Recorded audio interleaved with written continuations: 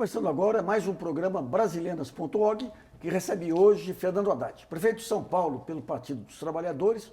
Haddad tem como formação o Direito, mestrado em Economia e doutorado em Filosofia, os 3 títulos obtidos na Universidade de São Paulo, onde atua também como professor no curso de pós-graduação em Ciência Política. Nós convidamos o prefeito para discutir o esgotamento do modelo desenvolvimentista aplicado aí pelos governos Dilma e Lula e como consolidar uma agenda para o fim das desigualdades e da nova sociedade plural. Nesse primeiro bloco, vamos falar da gestão do PT na Prefeitura de São Paulo e também em governos de Estado e da própria Presidência da República. Haddad, até algumas décadas atrás, tinha um modo PT de governar. O que é hoje esse modo PT de governar? Onde que se diluiu e quais os caminhos para se encontrar o rumo de novo? Olha, há um modo petista de governar na forma e há um modo petista de governar no conteúdo. Eu creio que na forma nós mantemos um modelo de diálogo permanente com a sociedade organizada. O PT sempre teve muito apreço pelo diálogo com a academia, sempre teve apreço do diálogo com os movimentos sociais, de uma maneira geral, e com forças de um certo campo político, um campo político denominado progressista. Eu penso que essa estrutura ela está mantida em alguns governos subnacionais com muita ênfase. Eu me lembro de ter acompanhado o governo do Wellington Dias no Piauí, mesmo do Rui agora na Bahia, antes dele Jacques Wagner, Tarso, né, que inaugurou também políticas importantes, né, Tarso e Olívio no Rio Grande do Sul, de muita participação social.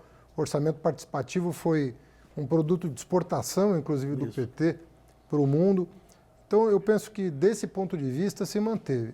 E eu diria que o governo Lula, nos seus 8 anos, manteve, por meio de conferências nacionais, uma interação muito estimulante com a sociedade de uma maneira geral. Houve, efetivamente, conferências para todos os gostos.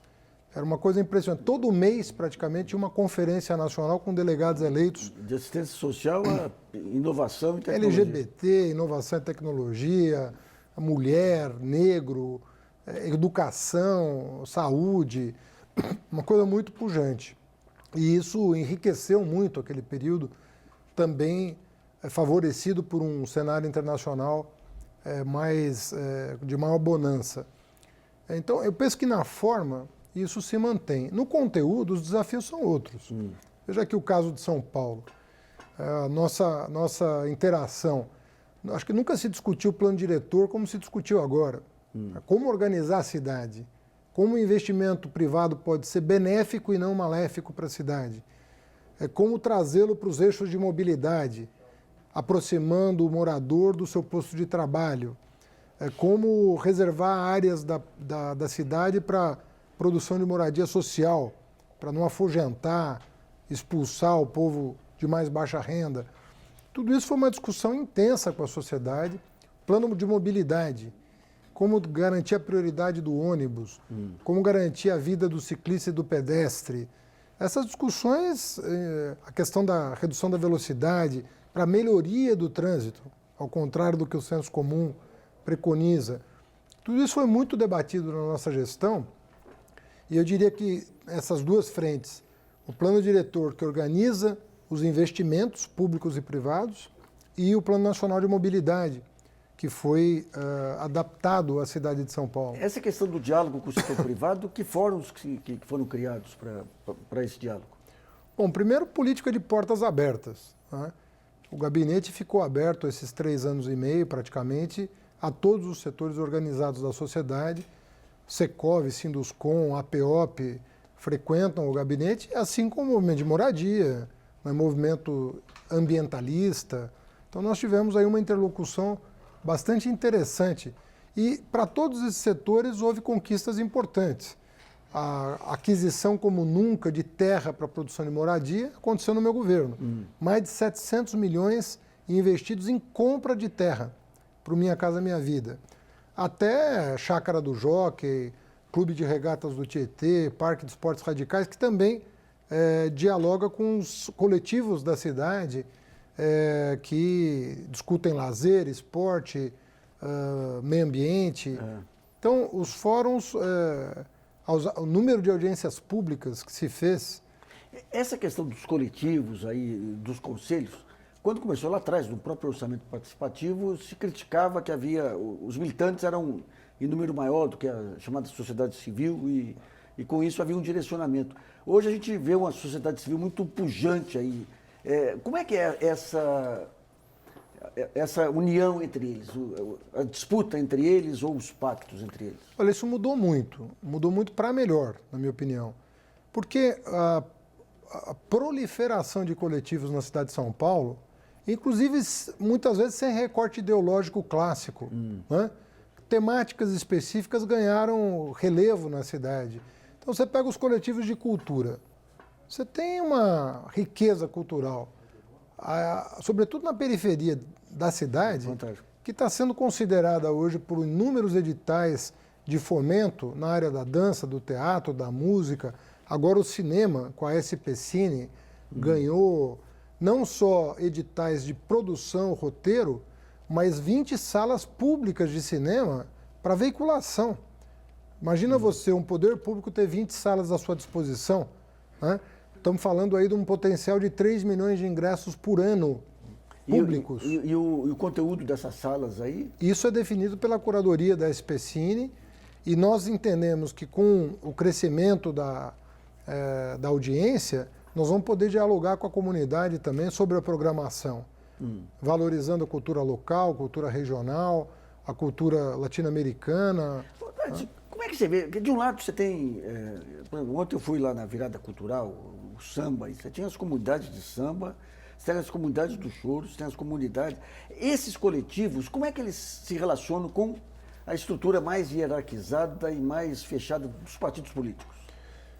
Olha, esse povo é muito mobilizado e eles têm conseguido fazer chegar suas reivindicações a um poder público que se abriu para o diálogo, né? Que eu acho que ninguém desses grupos pode acusar a prefeitura de não ter estabelecido canais ágeis de comunicação. Então nós temos, por exemplo, existia um estigma contra o funk. Até hoje existe. Tem o chamado pancadão, que não é muito bem visto na cidade. Mas há bailes funk que estão recebendo apoio do poder público, no sentido de organizar local e horário adequados para aquilo, que estão se aproximando do poder público numa relação virtuosa, não repressiva, ao contrário, procurando organizar o espaço público. Até o choro, nós temos 60 rodas de samba de primeira linha na cidade de São Paulo, mapeadas. Olha só. Né? E boa parte delas convidada a participar da virada cultural, do circuito São Paulo de Cultura, circuito SP de Cultura. Estamos fazendo uma interação grande com o pessoal do audiovisual para explorar todo o potencial da SP Cine. O teatro, sobretudo o teatro de rua, ganhou incentivos fiscais, tanto de ISS quanto de IPTU, e recebem também recursos públicos dos editais de fomento. Deixa para entender uma coisa. O choro, que você acompanhou de perto, pois né? Pois é. Dedicamos o Teatro Arthur de Azevedo na Moca para o choro. Né? Então, só para entender um pouquinho, esses coletivos, como os culturais, conforme você mesmo disse, eles não têm aquele recorte clássico político aí.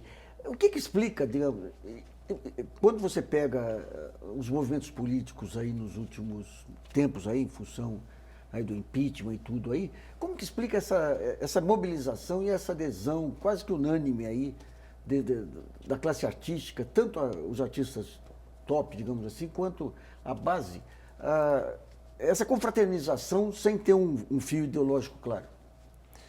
Isso é um desafio, inclusive, para a esquerda tradicional. Porque a esquerda tradicional ela se move muitas vezes pelos eixos clássicos, né, da agenda clássica da esquerda. E tem movimentos com os quais eu dialogo que eu simplesmente não sei qual é o recorte ideológico, mas me parece produtivo para a cidade. Então, por exemplo, vou citar um que eu conheci mais recentemente, um movimento chamado 90 Graus. O único objetivo desse movimento, é ajardinar as empenas cegas da cidade. Ajardinar? Ajardinar as empenas cegas. As empenas cegas são aquela parte do prédio que não tem janela. Tá brincando. Chamado Lá? medianeiras, né, como se diz na Argentina. Tem até um filme bonito argentino que chama Medianeira, que é sobre essas empenas cegas. Tem o objetivo de ajardinar essas empenas cegas. Aquilo que servia de suporte para os antigos outdoors, servia de suporte para jardins verticais. Olha só. Bom, estabelecemos uma relação. Eu não tenho a menor ideia do que esse povo pensa politicamente, mas eu penso que eles fazem uma coisa boa para a cidade.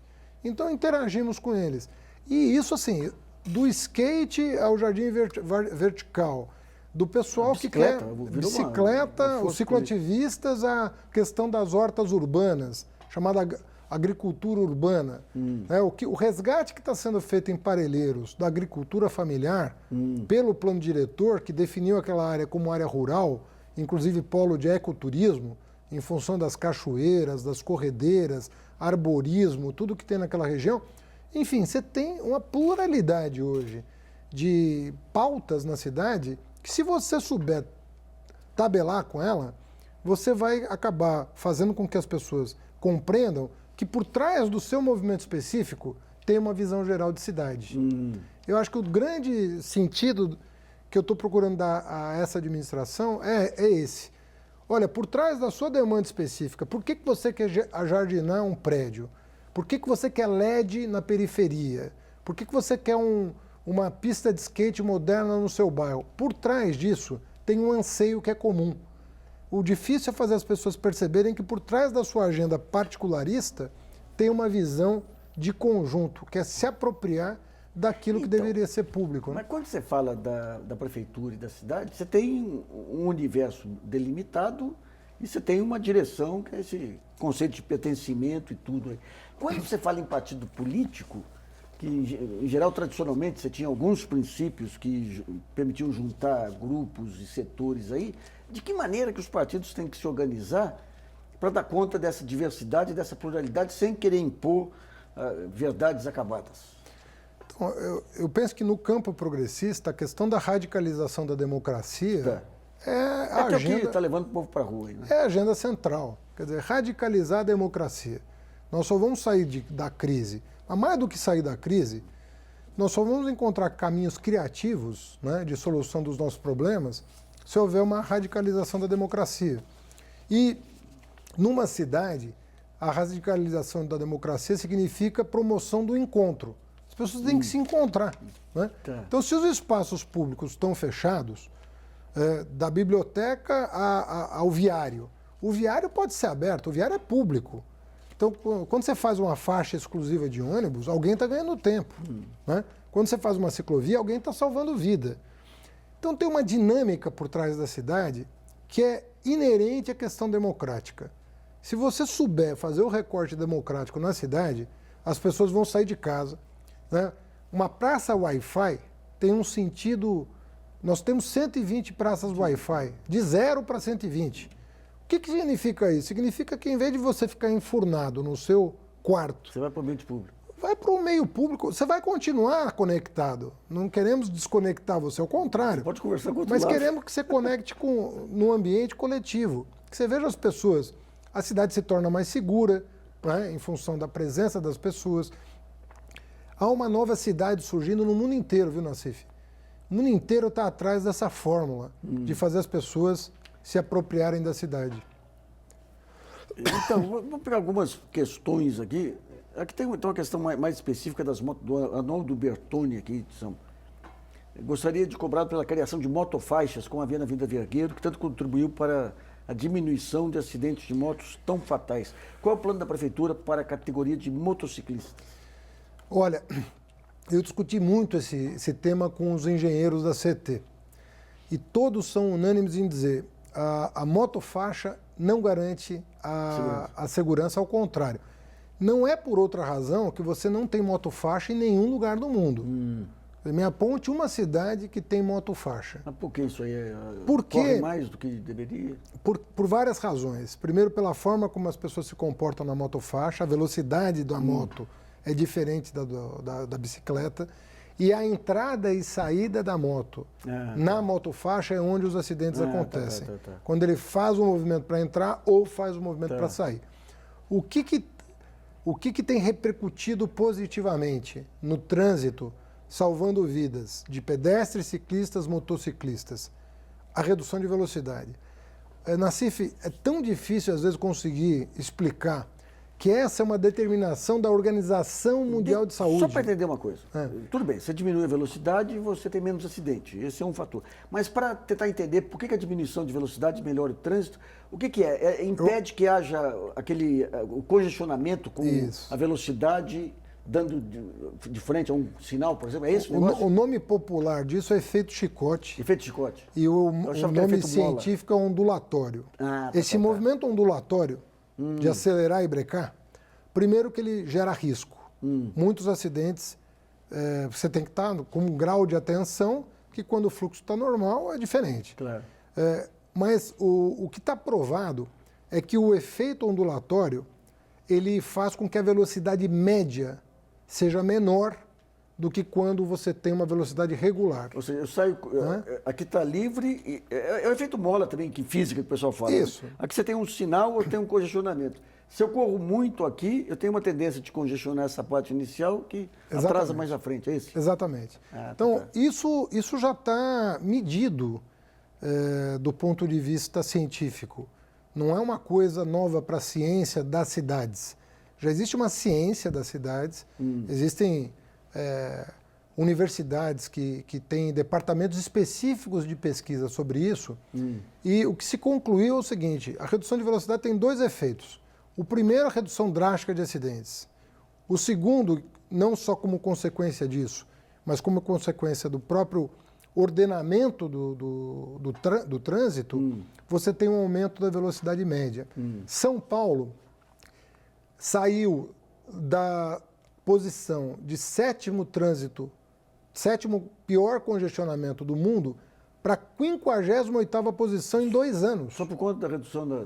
Não. Por conta da redução de velocidades, dentre outras coisas. Porque nós investimos em reforma semafórica, caiu quase 70% as panes em semáforo na cidade por causa da reforma que foi feita. Foram feitas muitas obras viárias na cidade, vias foram duplicadas, Belmira Marim foi duplicada, a Mboi-Mirim está recebendo um binário, a Estrada do Alvarenga está sendo duplicada, a Cantídio Sampaio está sendo duplicada. Enfim, tem obra para todo lado. Inácio Monteiro na Zona Leste, Abel Tavares. Tem obra viária, mas a obra viária, você pode fazer ou não fazer, não é isso que impacta. Mas isso, combinado com reforma semafórica, combinado com organização do trânsito, com privilégio para o transporte público, tudo somado, em 2 anos, 2013 a 2015, nós saímos da 7ª posição para a 58ª. Aí alguém dirá, que sempre tem alguém que diz, isso é a crise econômica que está melhorando o trânsito. Mas o Rio de Janeiro caiu de 3º para 4º, no mesmo período. E Salvador, Fortaleza e Recife se mantêm entre os 10 piores trânsitos do mundo. O Brasil está bem colocado. O Brasil está muito mal. Rio, Fortaleza, Salvador e Recife, 4 cidades brasileiras entre os 10 piores do mundo. E São Paulo, que estava em 7º, portanto, entre as 10, caiu para posição de número 58. Manchete dos jornais. São Paulo fica lanterninha. Vamos para o primeiro intervalo em brasilianos.org. Volta já.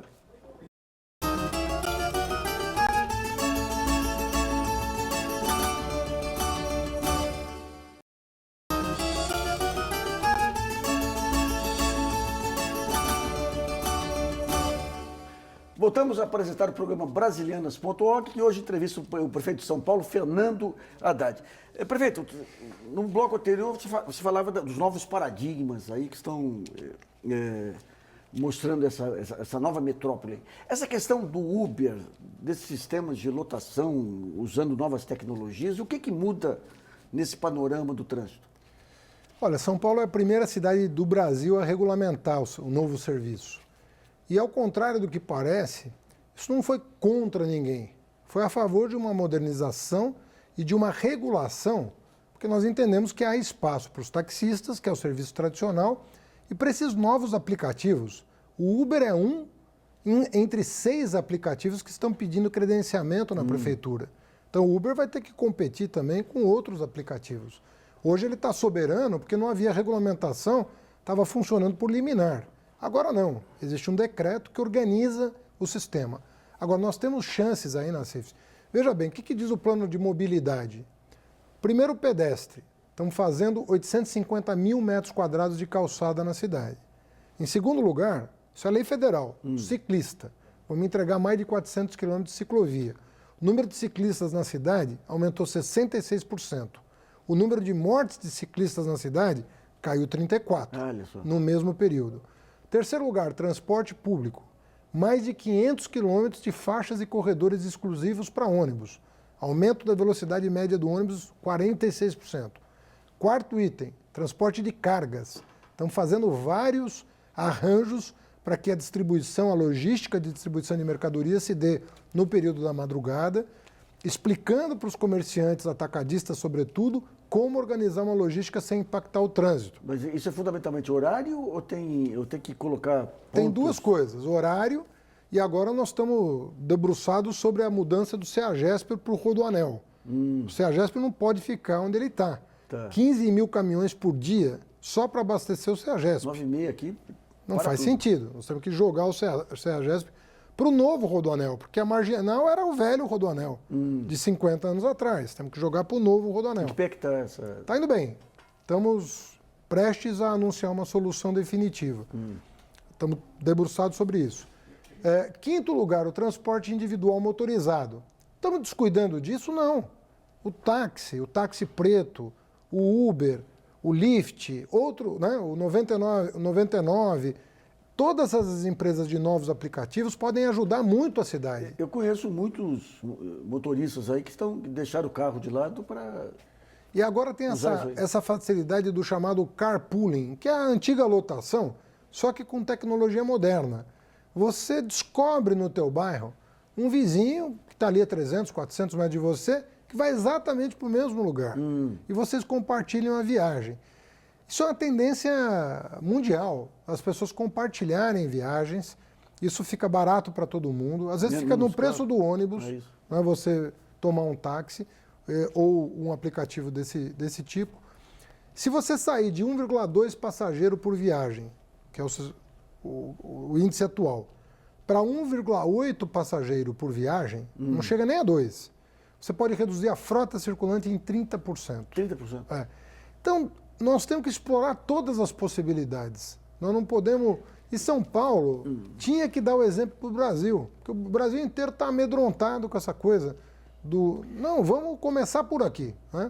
São Paulo tem porte para isso. Deixa eu entender uma coisa. Outro dia eu peguei acho que 99 aí, eles disseram que lá eles compram licença de táxi e o Uber não. Como é que é essa regulação? O Uber não comprava. Ah, tá. Agora, com o decreto de regulamentação, o Uber é obrigado a pagar um preço de outorga por quilômetro. Aquele por quilômetro é um preço de outorga? É um preço de outorga. Então, além do ISS, que eles começaram a pagar desde o ano passado, que quando eles surgiram meio clandestinos. Isso. Nós atuamos com a fiscalização, a arrecadação deles começou a aumentar muito. Então, o ISS já vinham pagando desde o ano passado. Mas não pagavam a outorga, que era outra queixa dos taxistas. Com o decreto, eles vão ser obrigados a pagar. A diferença do táxi, que compra uma outorga por 35 anos, o Uber paga uma outorga por quilômetro rodado. Então não é permanente? Não é permanente, porque eu posso modular essa outorga. A grande novidade do modelo de São Paulo, que foi elogiada eu vi. pelo Banco Mundial, por que eles elogiaram? Porque eu posso modular o preço da outorga do Uber e de outros aplicativos, porque se eles abarrotarem a cidade de carros, provocando alguma disfuncionalidade indesejável, eu subo o preço da outorga para acomodar a oferta. Então não podia fazer um preço fixo de outorga no caso deles. Mas fica a chamada segurança financeira deles aí, se é variável esse... Na verdade, é um jogo de confiança mútua. Tá. Eles confiam no poder público que vai agir para ter um preço regulatório de outorga, para não abarrotar a cidade com uma frota que não comporta. Eu não quero mais carro na rua, eu quero menos. Então, os carros que forem para a rua têm que ter uma eficiência. Claro. Né? Se não tiver, não é interesse deles. Não é interessante. O grande medo do Uber no mundo, falava com o prefeito de Nova York no encontro que tivemos com o Papa Francisco em Roma, era de que o Uber ia tomar conta das ruas de Nova York. E ele não tinha o modelo para restringir. Nós criamos em São Paulo esse modelo. Por isso que o Banco Mundial falou, olha, vamos olhar para São Paulo, porque São Paulo criou um mecanismo de ter um preço variável regulatório para inibir práticas de canibalização, por exemplo, de serviços pré-existentes. Haddad, no transporte coletivo, além das faixas exclusivas, qual a tendência mundial? Mudar para pequenos veículos com mais facilidade? Qual é? Olha, a tendência hoje é o transporte de superfície. Superfície? De superfície, tanto sobre trilhos quanto sobre pneus. Sobre pneus e trilhos. Por quê? Porque o metrô é um custo muito alto e a lentidão, sobretudo no Brasil e particularmente em São Paulo, não se entrega nada. O monotrilho é uma jabuticaba, né, só tem no Brasil e com problemas sobejamente conhecidos. Custo, carregamento, tecnologia. O velho bonde voltou a ser atual. Olha, você vê muito VLT, né? O velho bonde ganhou esse nome agora, né? Ficou chique. De transporte, veículo leve sobre trilhos, né? VLT, que é uma tendência, né? E ele é o quê? Ele é muito barato. Agora, ao contrário das outras soluções caras, ele exige decisão política. Tá. O outro não exige, né? Você vai gastar 800 milhões por quilômetro para fazer o metrô, não incomoda ninguém. Agora, quando você vai falar de superfície, tem uma reforma viária a ser feita, né? Parecida com a reforma agrária, né? Tá. Você tem que fazer uma reforma viária para fazer um VLT de superfície ou um BRT, no caso dos pneus. Sempre que você tem rupturas aí de ideias tecnológicas e tudo, tem uma dificuldade aí da burocracia pública aceitar e enquadrar. Esses problemas que você tem enfrentado com o Ministério Público Estadual estão ligados a essa dificuldade de compreensão desses novos tempos ou tem um viés político também? Olha, é curioso notar que o Ministério Público de São Paulo, ele está na contramão do que diz a lei federal, que é o Plano Nacional de Mobilidade Urbana. Então, quando o Ministério Público quer suspender a construção de ciclovias, ele está na contramão dos outros ministérios públicos do país que estão exigindo dos prefeitos a construção de ciclovias para a segurança ciclística. Então, de alguma maneira, está havendo aqui uma falta de sintonia entre a lei federal e o que está sendo vendido aqui. Mesmo nas faixas exclusivas de ônibus nós tivemos problema. Problemas também? Na redução de velocidade tivemos problema não com o Ministério Público, mas com a OAB. Sabendo que a recomendação é da Organização Mundial da Saúde, portanto, é um organismo da ONU recomendando que toda cidade adote esse limite, né, para garantir bem-estar. Enfim, nós estamos tendo nós estamos um pouco na contramão aí os operadores do direito estão um pouco na contramão das tendências internacionais. Mas nós, ao contrário dos operadores do direito, OAB, Ministério Público, a Justiça tem dado ganho de causa para a cidade. Tá. Então, no Judiciário, nós temos revertido essas decisões. Tá. Vamos pegar aqui o Eduardo Silva, do Rio de Janeiro. Como resolver a equação de ampliar os serviços públicos sem sobrecarregar a sociedade com tantos impostos? Ele pergunta a Constituição Federal, mas eu acrescentaria o seguinte: quais outros instrumentos que as prefeituras têm, desde desapropriação, para poder fazer políticas públicas sem depender exclusivamente de impostos? Olha, eu vou dar um exemplo de São Paulo, né? Nós aqui enfrentamos uma recessão de 7% acumulada em 2 anos, tá certo? Nenhum incremento de tributo, né? Tivemos uma correção da planta genérica do IPTU, que é uma coisa que todo prefeito faz, o que não se traduz em aumento de imposto, porque a alíquota é a mesma. E nós conseguimos bater 4 anos de recorde de investimentos, enxugando contratos, diminuindo o custeio, diminuindo atividades meio, combatendo a corrupção.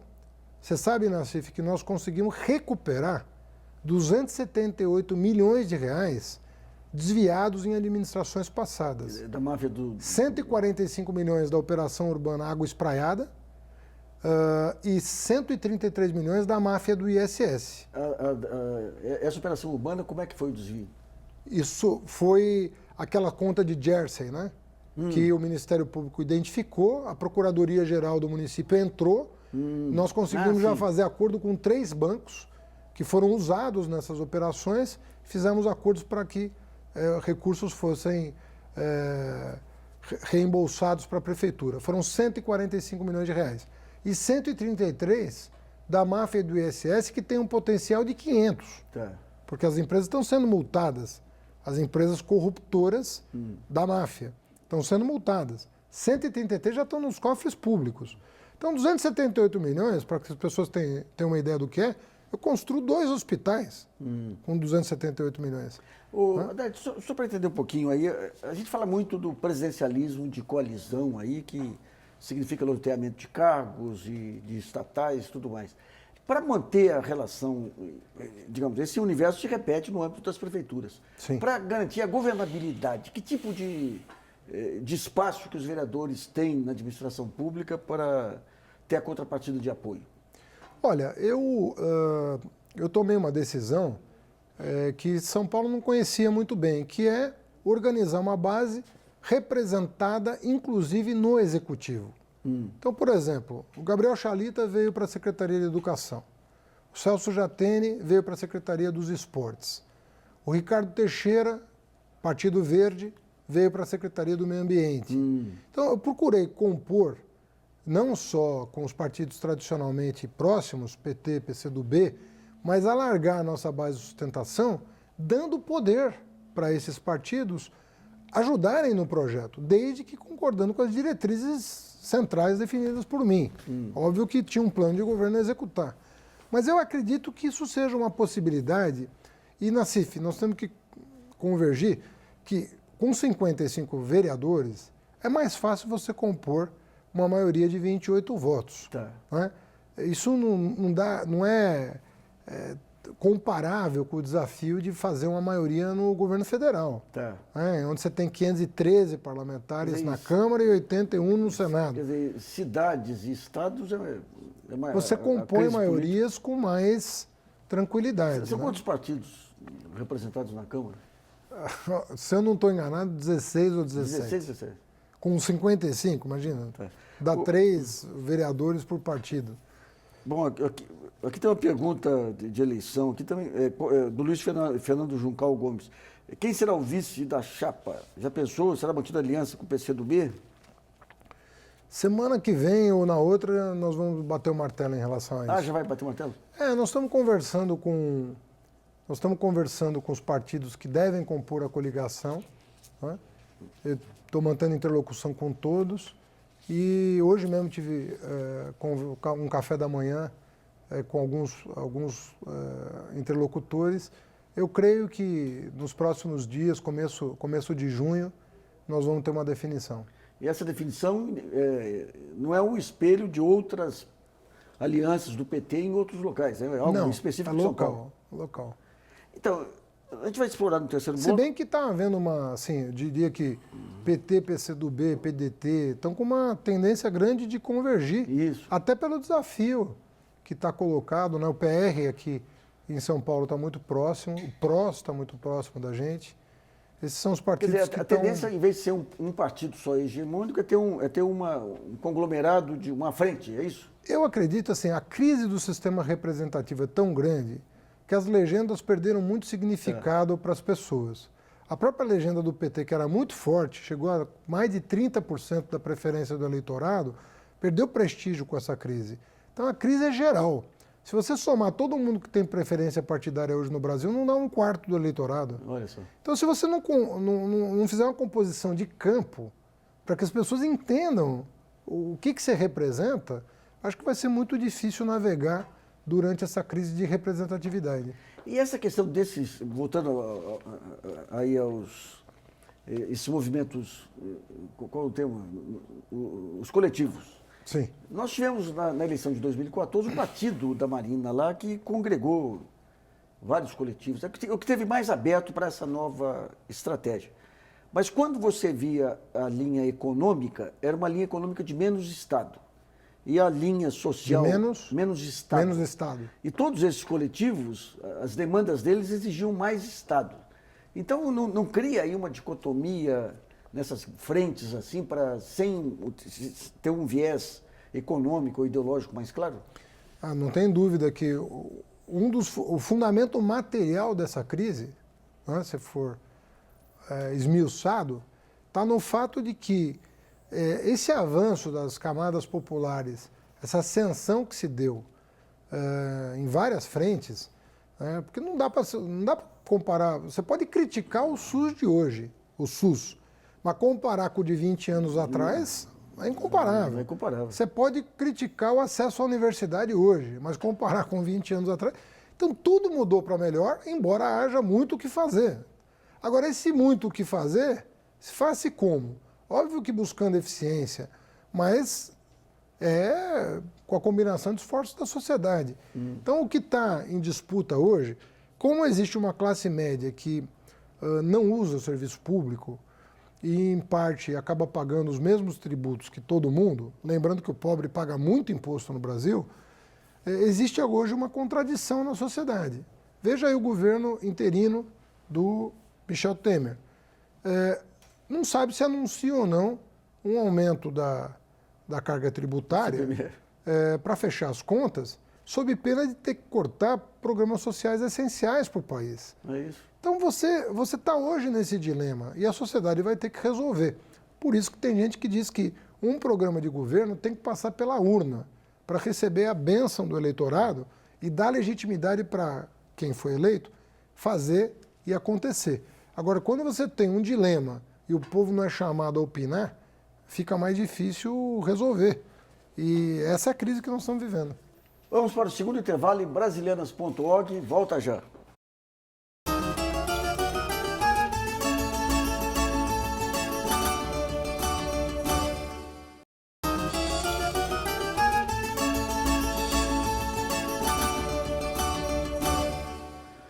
Voltamos a apresentar o programa Brasilianas.org, que entrevista hoje o prefeito de São Paulo, Fernando Haddad. Prefeito, eu queria agora entrar na questão nacional e começar aqui com uma pergunta de Teodora Silva, de São Bernardo. Quais foram os principais erros do seu partido que levaram Dilma a se afastar do governo pelo processo de impeachment?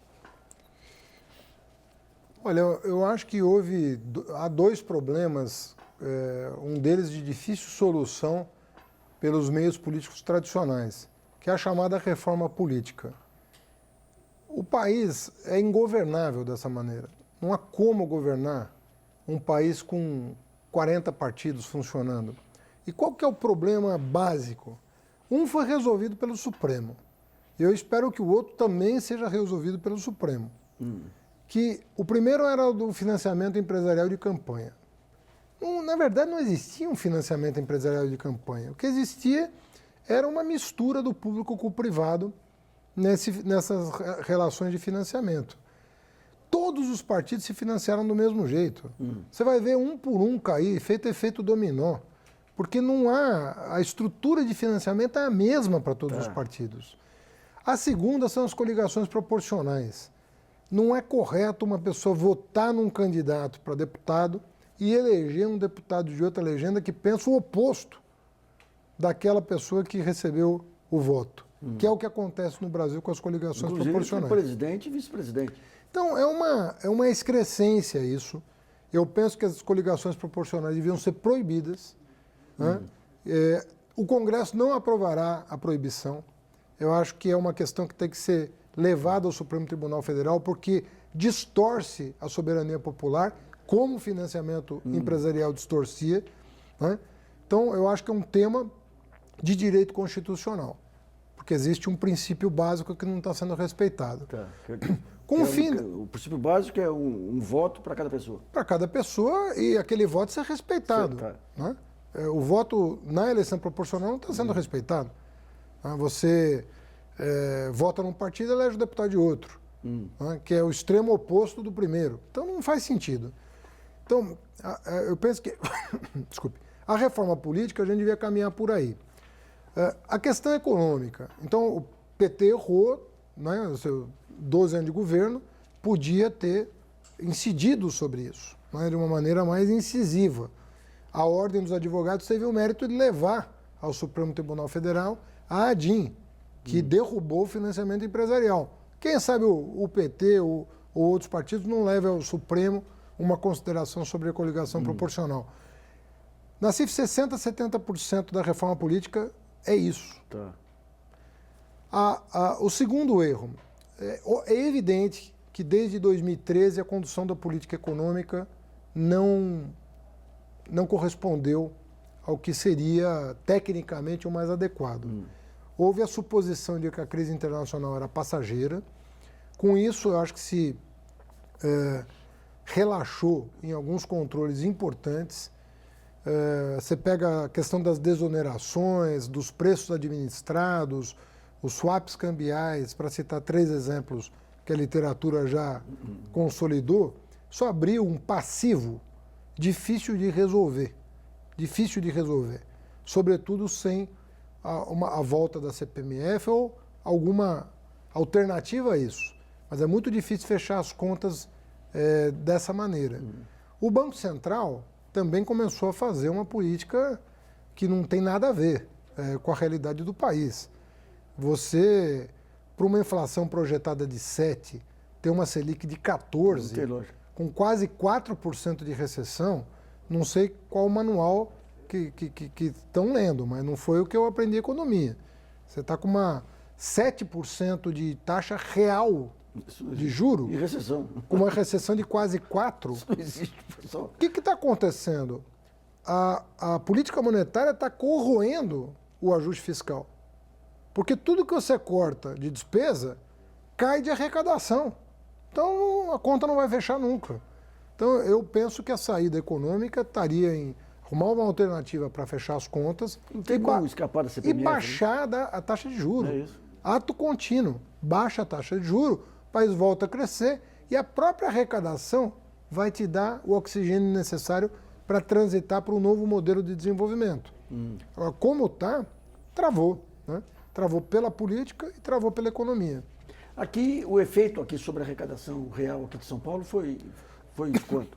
Você sente onde? No ISS? Mas no ICMS do Estado. Nós temos um repasse de 25% do ICMS do Estado. Tá. E aí é onde pega mais. Os serviços sentiram um pouco ainda. Tá. Essa ideia genérica que foi colocada pelo próprio presidente interino de flexibilizar aí as vinculações orçamentárias para dar um fôlego para estados e municípios, isso aí não pode provocar um cataclismo aí na educação e saúde? Pode. Bom, eu como ministro da Educação consegui reverter uma decisão tomada pelo Fernando Henrique. O Fernando Henrique aprovou a desvinculação de recursos da União, incluindo a educação. Tá. Eu, como ministro, revinculei os recursos da educação. Porque eu sou a favor de desvincular tudo, mas acho que saúde e educação precisam ser áreas preservadas. O resto engessa mesmo, é ruim engessar. O que tem de resto? Tem muita coisa engessada. Tem dezenas e dezenas de leis que promovem engessamento, e aí tem interpretações do Ministério Público sobre o que significa aquilo efetivamente, você fica vulnerável. Por exemplo, eu estou investindo recursos de multa em transporte público e estou tomando uma ação de improbidade por usar dinheiro de multa para fazer terminal de ônibus. Qual é o sentido de alguém ser considerado improbo por investir em transporte público? Essa questão da burocracia não deu uma margem de arbítrio muito grande para as burocracias, para as corporações públicas aí, tribunais de contas, Ministério Público, para fazer as interpretações e fazer intervenções políticas, muitas vezes desnecessárias. Isso acaba se resolvendo pela justiça, mas acontece que às vezes são 10 anos de dúvida até consolidar uma jurisprudência. Então, nesses casos, a desvinculação é o melhor caminho. Tá. Nesses casos específicos. Tem cabimento uma lei federal ficar arbitrando como é que você tem que investir um dinheiro municipal. Agora, no caso de saúde e educação, eu faço essa ressalva. A gente avançou no SUS e na universalização da educação, ou seja, universalizou saúde e educação com recurso vinculado. Não tem como manter sistemas universais de saúde e educação sem essa garantia constitucional. E como é que você vê as políticas sociais aí em caso de consolidação do interinato aí do presidente Temer? Olha, na minha opinião, se por acaso vencer a tese do impeachment, daí é que as medidas passaram a ser tomadas, porque, na verdade, o governo não está tomando medidas. Ele continua se organizando para consolidar uma decisão definitiva sobre o mandato da presidenta Dilma. Então, nós vamos ficar aí alguns meses aguardando uma definição definitiva, né? Uma solução definitiva no Senado. Porque a presidenta já disse que não vai abrir mão de lutar até o fim. Então, isso vai ficar congelado. Verdade. E a questão do PT? O que tem que mudar no PT? Você desponta, principalmente se vencer as eleições agora, como o grande nome do PT. O que você teria de sugestão para o arejamento do PT? Olha, por incrível que pareça, Nassif, tem havido interesse de uma parte grande da juventude por partidos de esquerda em geral e pelo PT em particular. Um fenômeno até surpreendente, né? Porque debaixo de tanta crítica, você tem uma juventude se aproximando, é digno de nota, né? Agora, eu, hoje, teria dúvidas em recomendar uma filiação para um jovem que me procurasse, porque eu penso que ele pode desanimar se ele se filiar. Não no PT, em qualquer partido. A organização interna dos partidos precisa ser reformulada. Não há condições de manter a estrutura petrificada das burocracias partidárias. Você falava de burocracia estatal, mas a burocracia partidária é tão ruim quanto a estatal. Aliás, a burocracia é isso, né? Ela vai petrificando, vai cristalizando, né? Robert Mitchell, aquela coisa que a gente lia na faculdade, né? Se a gente pegar, digamos, essa questão da gerontocracia nos partidos, não é a geração das diretas que ganhou uma dimensão, até dada pela mídia lá, que cada qual se colocou bem no PSDB, no PT, e hoje tem uma certa resistência a abrir espaço para a molecada? Eu noto que há uma resistência Sempre haverá, né? A gente também não pode se iludir com esse jogo de poder. Humano, né? Sempre haverá. Mas eu penso que isso se garante com estatuto, com a reflexão sobre o papel da mulher. A mulher pode ajudar muito a política. Estou convencido disso. O jovem pode ajudar muito a política. Sobretudo o jovem negro, né, das periferias das cidades. Eles podem dar uma enorme contribuição para o arejamento das ideias, perspectiva nova de emancipação. Tem um novo feminismo, mais alto interesse, né? Na cidade de São Paulo. Tenho convivido com alguns grupos, né? Recentemente nós convidamos a Djamila Ribeiro, que é uma colunista da Carta Capital, mestre em filosofia pela Unifesp, uma negra feminista, para ser secretária adjunta de Direitos Humanos.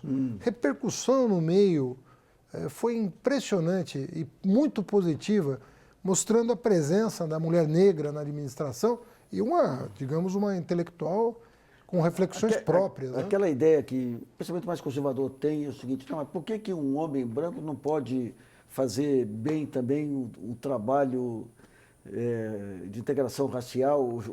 Quer dizer, por essa lógica, tem que ter um protagonismo, a parte mais eficaz é o protagonismo sem empoderamento. Da mulher, do empoderamento, né? Como você diz. Sem empoderamento, olha, na primeira audiência que eu tive com ela, eu aprendi tanto que precisaria de anos para entender o que ela me explicou numa audiência de 2 horas sobre os novos movimentos sociais. Então, eu queria... Um dos pontos aí que chamou atenção no caso da prefeitura foi a questão dos travestis. Sim. Aquele trabalho dos travestis e a estatística que tinha antes da idade média e da profissão dos travestis por falta de oportunidades. Como é que foi aquele trabalho? Olha, isso é um trabalho que ganhou o mundo, ganhou reportagens internacionais, inclusive, sobre São Paulo, que é o fato do seguinte: uma sociedade justa é aquela que começa olhando pelo mais vulnerável. Então, por que nunca a prefeitura tinha botado o pé na Cracolândia? Nunca. Quem ia lá era a polícia jogar, né, bomba de efeito moral, dali um mês voltava tudo de novo. Nós botamos o pé lá para cuidar do usuário, do dependente, oferecer uma alternativa. Os resultados estão aí. 80% dos beneficiários do programa de Braços Abertos, reduziu drasticamente o consumo do crack. Né? Alguns estão inseridos em frentes de trabalho, alguns já arrumaram emprego. Outro setor muito vulnerável é o setor das travestis. Por quê? Porque muitas são expulsas de casa, muitas da escola, muitas do mercado de trabalho, e a maioria dos três, da casa, da escola e do trabalho. Bom, muitas são levadas à prostituição por absoluta falta de alternativa. Que loucura. Absoluta falta de alternativa. O que nós apostamos? Será que se nós abrirmos uma porta, será que muitas não vão querer resgatar a sua vida e reprogramar o seu futuro com base nessa oportunidade? A resposta tem sido espetacular. Evasão desse programa é muito baixa, os depoimentos colhidos, a pessoa sai da rua, deixa de se prostituir na rua, porque muitas não têm casa também. Então a prostituição na rua acaba fazendo parte da própria lógica de sobrevivência. Então, quando você oferece essa alternativa, nós tivemos casos aí de algumas que concluíram o ensino médio já, Olha só, fizeram o Enem e obtiveram nota para entrar numa universidade. olha só. Então, gente é bom por isso, né? Você dá oportunidade, ela agarra. Agora, além do curso, vocês abriram ofertas de trabalho também? Abrimos curso e formação profissional. Tá. Então, a combinação de educação formal, ou seja, ela conclui ensino fundamental e ensino médio, formação profissional, e muitas estão inseridas aí, algumas até contratadas pela própria prefeitura. Agora, teve algum trabalho com as empresas para criar algum tipo de facilidade, de quebrar algumas barreiras aí, não? Com o pessoal do De Braços Abertos, já. Tá. Que é um programa um pouco mais antigo. Com o programa Transcidadania, ainda não que eu saiba, mas está no radar da equipe de direitos humanos estabelecer vínculos com as empresas. A prefeitura já se abriu um pouco para isso. Tá. O Haddad, nós tivemos aí nesses últimos tempos aí uma baita de uma radicalização política, um clima de ódio. Você acredita que tende a se diluir com o tempo ou nós podemos sermos o que a Argentina já é há muito tempo? Olha, infelizmente eu te diria que minha intuição é de que é um pouco mais duradouro do que seria razoável, porque não é um raio em céu azul. Isso vem sendo, há pelo menos 10 anos, isso vem sendo fermentado por setores conservadores da sociedade. Se você pegar todas as eleições dos últimos anos, dos últimos 10 anos, o que, sobretudo, o PSDB introduziu na agenda política de forma artificial para dividir a sociedade foi uma coisa incompreensível, a não ser por uma lógica eleitoral mesquinha, né, que, em função da falta de projeto socioeconômico. Então começaram a colocar ingredientes na agenda política, dando margem para uma onda conservadora que ganhou corpo. Mas não ganhou corpo do dia para a noite. Ganhou corpo ao longo dos anos. E ameaça engolir os seus criadores. Né? Ah, pois é, porque tem isso na política, né? Você vai dando corda para esse tipo de coisa, lembra muitos episódios na história. A intolerância, quando você começa a fomentar, você não traz de volta depois. O programa Brasilianas.org, com a participação especial do prefeito de São Paulo, Fernando Haddad, termina por aqui. Agradeço a participação do prefeito e de você aí de casa que nos acompanhou em mais essa edição. E lembre-se, você pode continuar colaborando, enviando sugestões, textos e vídeos para o portal Brasilianas.org. Esse espaço aqui também é seu. E acho que voltamos na próxima segunda-feira. Até lá.